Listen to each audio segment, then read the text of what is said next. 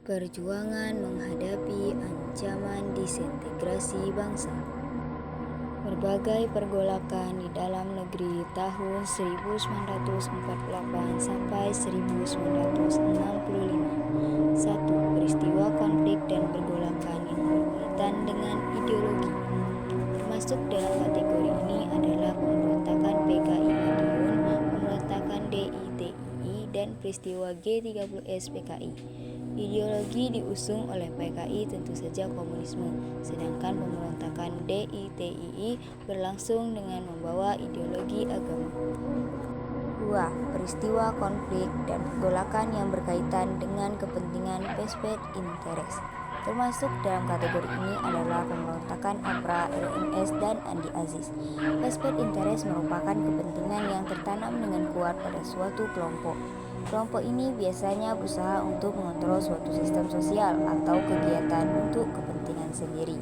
Mereka juga enggan untuk melepas posisi atau kedudukan yang diperolehnya, sehingga sering mengalami suatu proses perubahan baik APRA, RMS, dan Andi Aziz.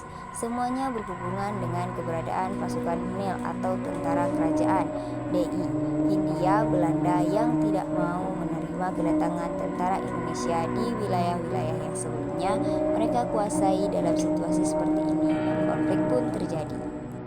3. Peristiwa konflik pergolakan yang berkaitan dengan sistem pemerintahan. Termasuk dalam kategori ini adalah persoalan negara federal dan BFO, serta pemberontakan PRRI dan Pemesta. Masalah yang berhubungan dengan negara federal mulai timbul ketika berdasarkan perjanjian Linggajati, Indonesia disepakati akan berbentuk negara serikat atau federal dengan nama Republik Indonesia. RI menjadi bagian dari RIS.